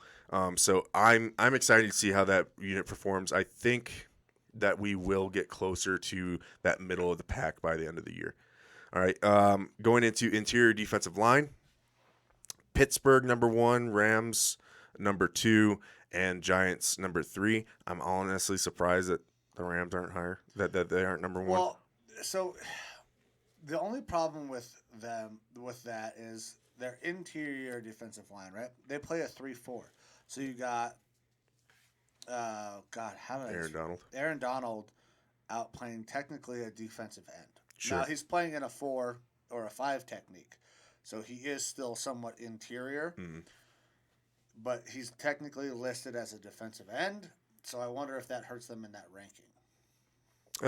It's possible. I don't know exactly. They don't really break that down here. But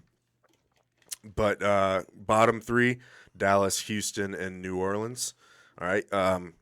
Again, Houston at the bottom. Not surprised by that. You have the Cleveland Browns. Where are we at? 26. Yeah. Our interior defensive line is very much new. We had guys who sat out for COVID. We have rookies. We have one established guy who's a former Pro Bowler, but is years removed from that. So there's a potential to be better. We have some young talent. Can they perform? We let Larry Ogunjobi walk. We let Sheldon Richardson walk. So them being down towards the bottom, it makes sense. Hopefully, we can get a little bit of interior help, or they outperform that 26 ranking, because if they do, then that makes our edge rushers even better, and I'm pretty sure we're the number 1 edge rushing team. Okay.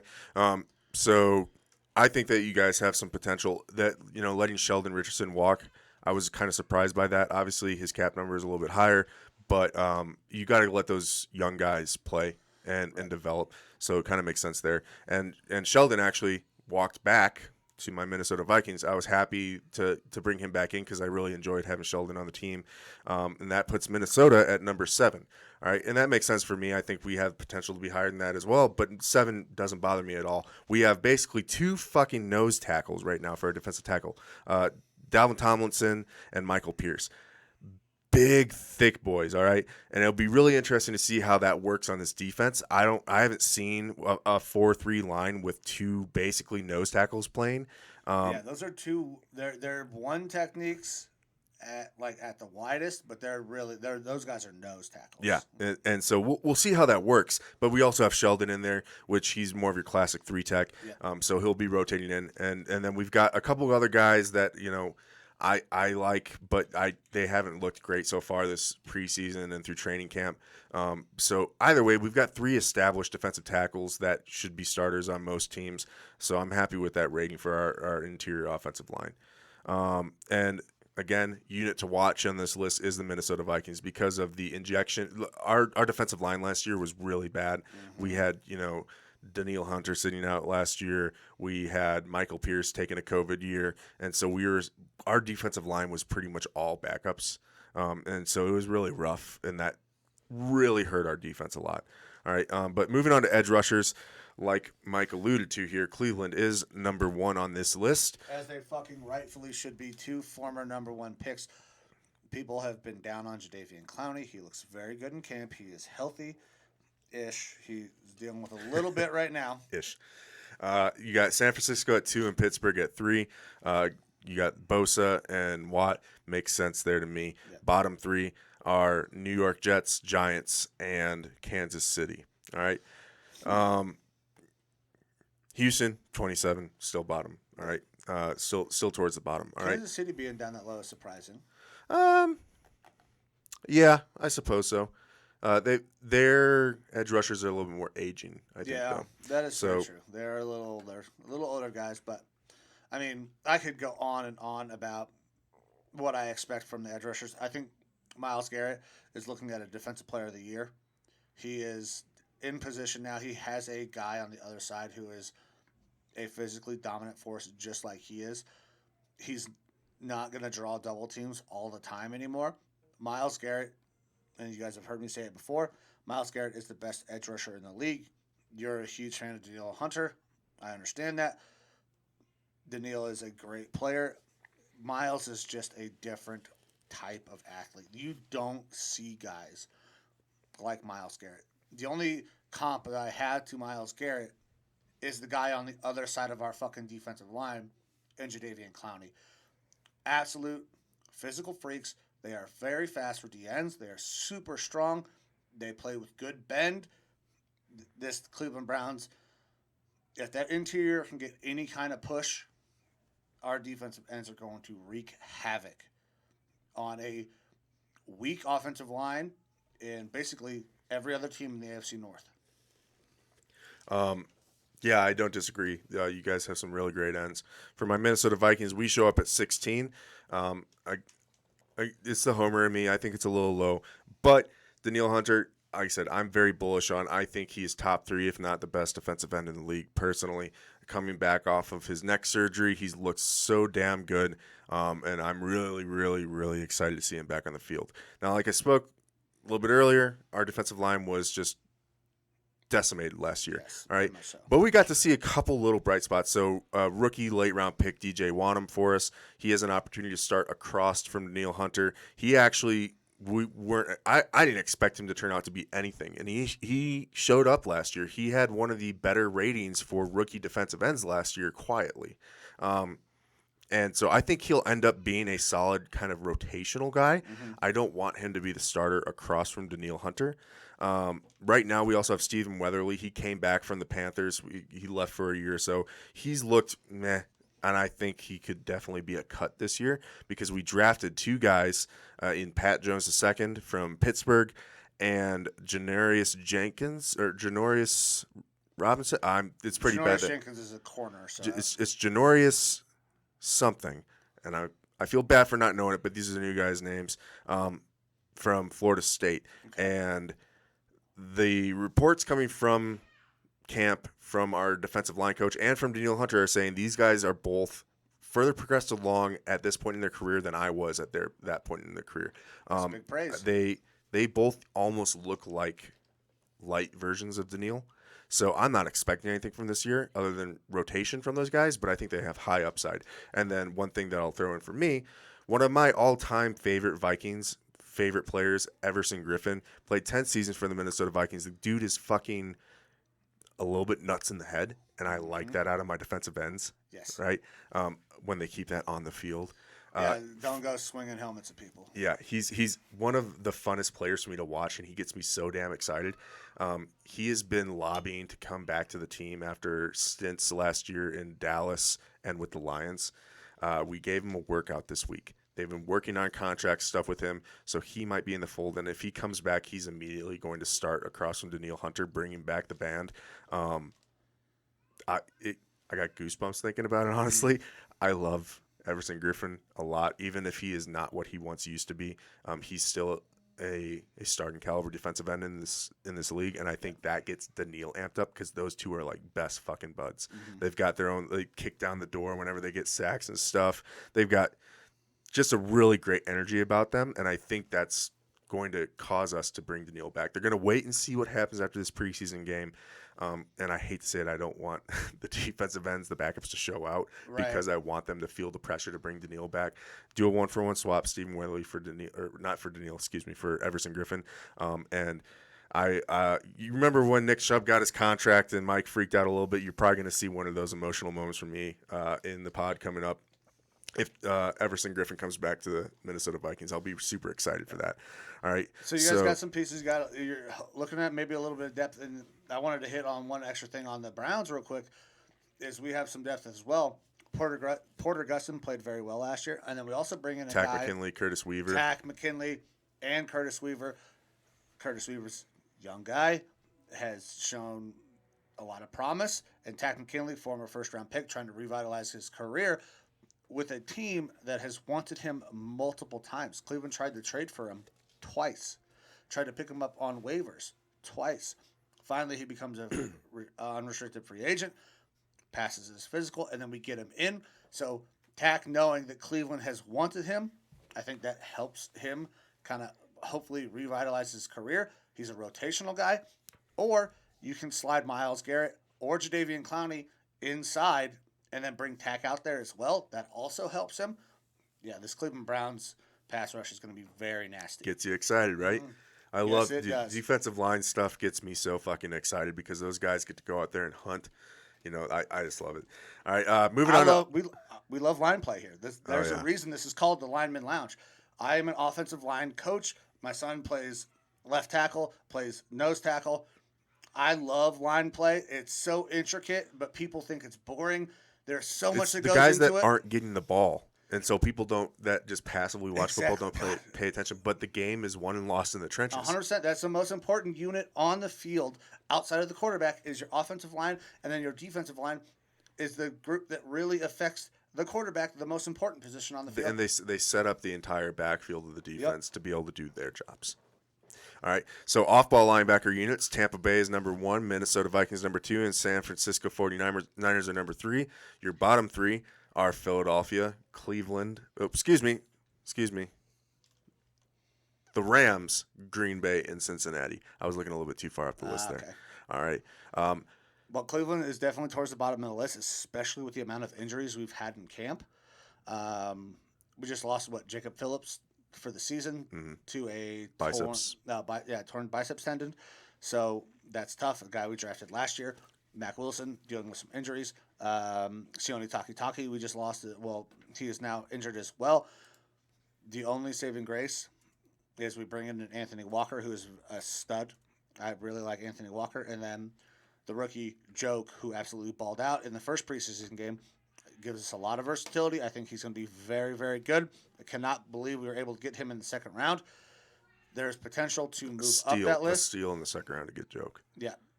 There's potential to move up the list if those guys can perform, but injuries have definitely hurt that unit. Yeah. What surprises me is Green Bay being the second worst on this list. and you won't hear that from me very much. All right, so they have Zadarius Smith, they've got Devondre Campbell, they've got Preston Smith, and then backing up Preston Smith, you've got Rashawn Gary, who was a first-round pick, and I don't think he should have been a first-round pick, but still, you've got solid backers there, Yeah. and they're being considered the second worst in the league. But are they saying Zadarius is an edge rusher though? Because if Zadarius they have as strong side linebacker on the depth chart on ESPN, and weak side linebacker is your Preston Smith. Obviously, they run a 3-4 defense, so some of these guys are going to be on the line more. right, But it's still surprising to me that they're going to be listed as the second worst. well, that Green Bay defense has had a lot of struggles. That's one of the big things that have kept them from progressing past that NFC Championship game. We saw the 49ers run all over that fucking team. And then, obviously, last year, the Buccaneers, they played a better game, but still had their struggles in that game as well. They could probably be up a little higher on the list, but that defense needs to go out and prove that they are more than what they have shown. Yeah. And so, again, I'm a homer. I hate the Packers, but I'm giving you the honest take here. I don't think that they should be that low. But what I am happy about is my Minnesota Vikings there at number 2. We primarily play a 3-4, but a lot of nickel and stuff like that. So you're going to see 2 linebackers out in the field all the time, and rarely on run plays you'll actually see that third backer out there, which we've got some guys that look like they have some potential, but the top 2 guys for us are Anthony Barr and Eric Kendricks. I think Eric Kendricks is the best middle linebacker in the NFL. A little bit of a homer. I think he's in the conversation in the top 3, at least for most people. But to me, he's fucking phenomenal. He's looked really great through camp. Anthony Barr didn't play very much last season. They actually talk about the Vikings linebacker core with like Barr. He played like 91 snaps total last year. Not very many because of an injury. He is dealing with something lingering right now in camp, and they won't talk about it, and it scares me a little bit. But when Anthony Barr plays, like the double A-gap Hellfire Blitz thing, that Zimmer really brought that into the league a couple years ago, and you're seeing more teams doing it now, and it was predicated on Anthony Barr and Eric Kendricks firing through those double A-gaps, or at least showing that blitz and messing up offensive lines. I love having both of those guys back. I'm excited to see them play. Hopefully Barr stays healthy.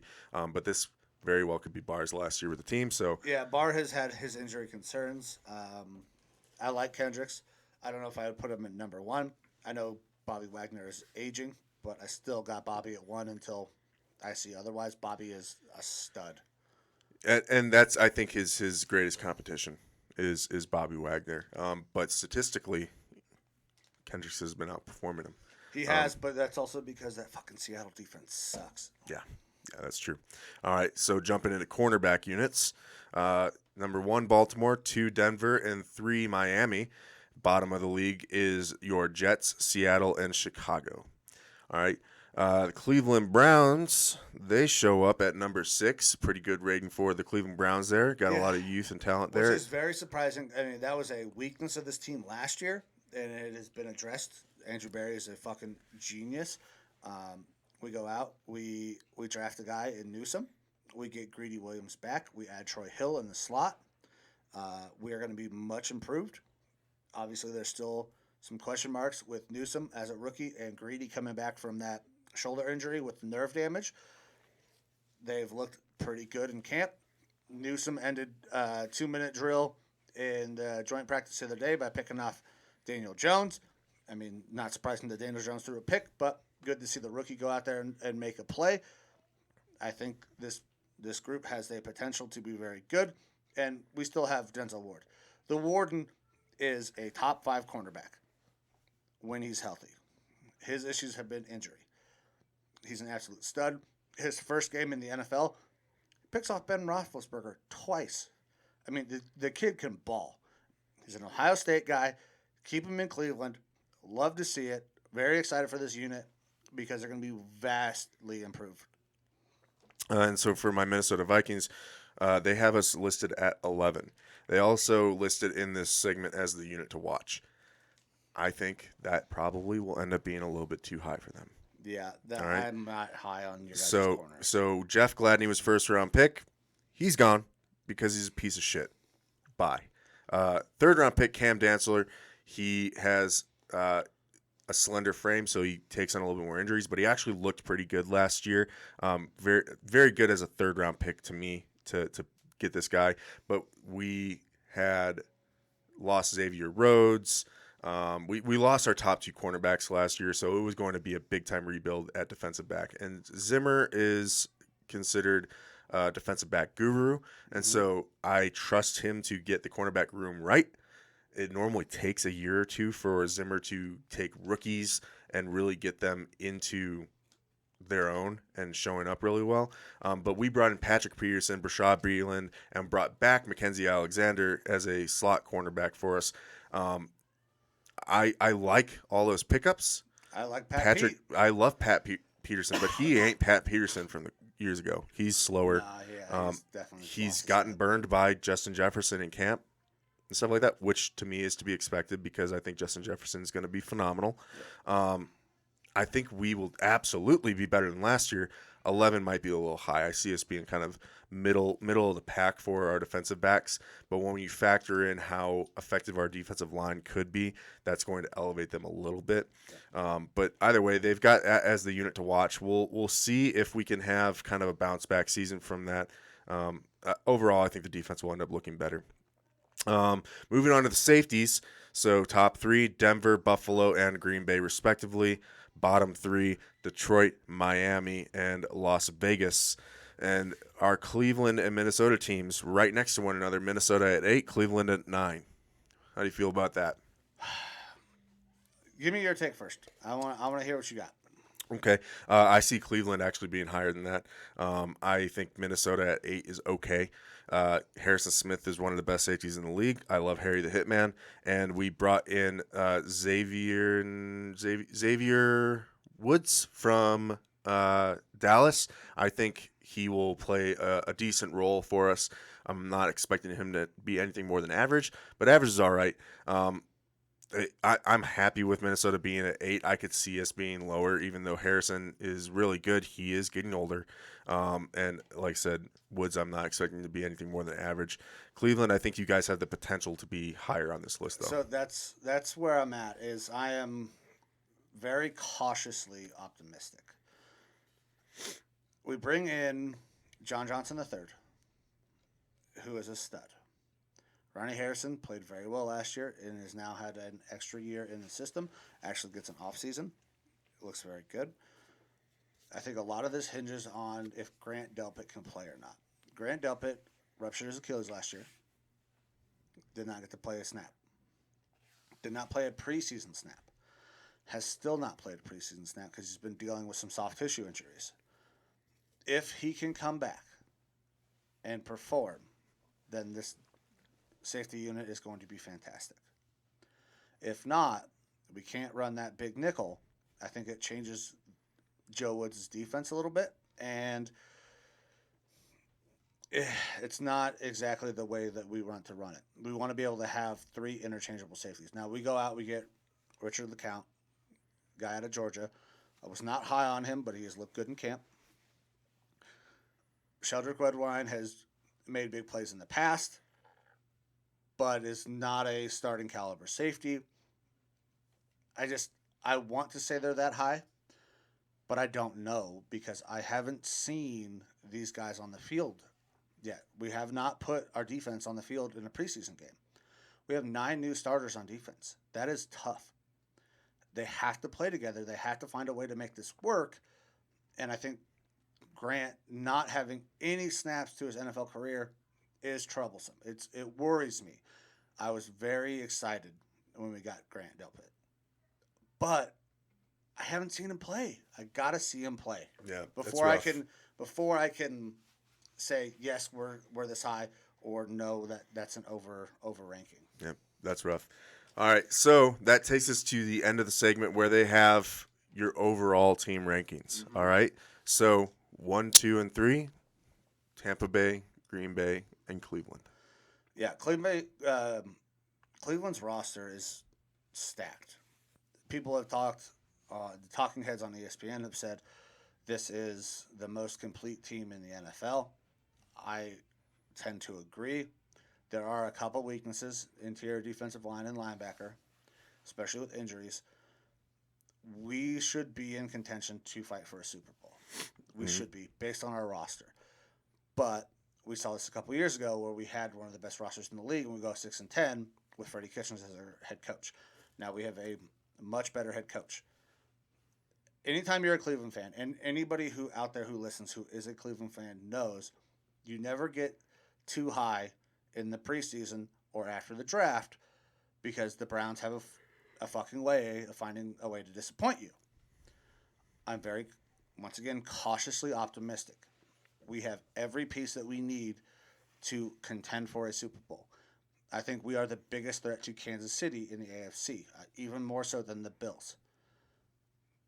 But I got to see them play. Week 1 is going to be very telling. I don't expect us to win Week 1 against the Chiefs. But if we play them close, I really like the way the schedule sets up in the back half to make a strong push for possibly the number 1 seed. If we get that number 1 seed, I think we make it to the Super Bowl. If we don't get that number 1 seed and we have to go to Kansas City again in the playoffs, that is going to be tough. Playing in Arrowhead is a very tough place to play. I like the Browns, love the Browns. They look very good, but I can't get too high because they have let me down so many times. If OBJ comes back and is OBJ, fantastic. If that safety group gets healthy, fantastic. We are a Super Bowl contending team. Yep. All right. My Minnesota Vikings come in at number 6, which, again, I was a little surprised that they were that high, but I'm very happy to have them there at number 6. I'm going to be the first to say Cleveland Browns Minnesota Vikings Super Bowl this year. That would be fucking phenomenal. That would be super great for the fucking program. Oh, right? yeah. This podcast will go absolutely bananas. There's going to be so typically we don't have a ton of discourse. There's not a ton of back and forth, but if we end up with a Minnesota Vikings versus Browns, it's going to be very contentious. A lot of dick measuring going on up There's in going to here. be very contentious. And I'm going to lose. In Hangar 6. I ain't got all that schmeat. But if these ratings were to hold out, I'd be very happy with that. I think the Vikings have a good shot at taking the NFC North, so we'll see what happens. Bottom of the league, 30, 31, and 32, respectively, is Carolina, Jets, and Houston. Yeah, Not Houston surprised. is the worst team in the league, and it's not even close. Like, I don't trust the Jets at all. I don't trust Zach Wilson. Philly's at 25, a little high. Yeah, I also don't trust. I don't trust their coach. I mean, I don't hate Jalen Hurts, but that organization has no direction right now. The Texans know their direction, and they know it's to be terrible. I think they're going to capitalize on that number 1 pick. I don't see how they don't get it. And they're going to take Spencer Rattler. Deshaun Watson is gone after this year. What can they get for him? If they can turn that into a couple first-round picks, this Houston team can drastically improve. But Deshaun Watson is a known commodity. Spencer Rattler is not, assuming he even declares, which by all accounts he probably will. The Jets, not good. And who was the other team? You have bottom 3 are Jets, Houston, and Carolina. Yeah, Carolina, I don't trust Sam Darnold. CMC's a stud, but the entire offense is going to have to run through CMC again because they got nothing else. Yeah. And so ESPN says 2 teams to watch this year, Cleveland Browns, Minnesota Vikings. Yeah, I mean, there's a ton of talent on these teams, man, and it's exciting. Like, if I was doing this podcast and we were the same old Browns, like, this would be kind of miserable talking about because it's tough. Like, how many Super Bowls do the Browns have? 0. Vikings have 0 Super Bowls as well. How many? We both are used to sucking. We're used to let down. How many times have you guys been to the Super Bowl? 3 or 4. We've been there 0. We have never been to a Super Bowl. Yeah. Now, the Browns of old were one of the best teams in the league. We have more championships than any other team in the NFL. But that's all pre-Super Bowl. That's all pre Jim our Brown time. Yeah, in the it's league. Jim Brown Same with days. my Super Bowls, all before I was even a thought in my daddy's ball sack. So, Fran Tarkenton days, right? yeah, oh yeah. Fran Tarkenton or Tommy Kramer and all that. So, either way, this is uplifting for us, hopefully uplifting for the program if you guys are fans of Cleveland or Minnesota or we talked about any one of your teams. These rankings mean absolutely nothing. Absolutely. It is just pundits talking about things on paper and what they think they're seeing. Injuries happen. Scheme changes will actually show what they are in the middle of the season. These rankings mean nothing, but it's fun to talk about. It's fun to kind of bullshit and go through them and see something that can maybe excite you a little bit and get you ready for the NFL season. We're only a couple weeks away from the beginning of the season, so really looking forward to that. Mike, I think that's pretty much it for the pod today, buddy. Yeah, that wraps it up, man. I got practice later. You got some golf to go play, so we'll wrap this up very quickly. Guys, thank you very much. Super excited that, all the support we get. Let me make sure I got this number right. So, kind of a big moment for the show. Let me make sure it's there. As soon as my fucking phone loads, there we go. So the Lineman Lounge has now surpassed over 1,000 downloads for the podcast from its inception. Thank you guys very much. It means a ton to me, and I know to Evo as well, new to the show. The support has been fantastic. Please continue to support the show. Go on social, Facebook, Twitter, TikTok, Instagram, all that shit. Interact with the show. Hit us up on the linemanlounge@gmail.com. Mailbox. Send us in those questions, baby. But once again, guys, thank you so much for the support. We're going to keep doing this. We have a ton of fun doing it, so I don't see it stopping anytime soon. What else you got going on for the weekend? You guys got scrimmages, right? Yeah, some flag football scrimmages going on tomorrow morning. I might have to be heavily medicated for that. With some alcohol. Yeah. Because it's going to be rough, I'm pretty sure.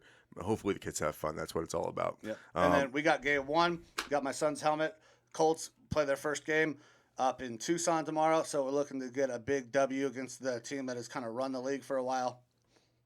Man, football season is here. Yep. All right, everybody. We'll be back next week talking about whatever bullshit happens, and if not anything special, we'll just make some bullshit up and get you fired up. Yeah. Thanks for tuning in, everybody. If there's anything we're good at, it's bullshit. Thanks, guys. See you.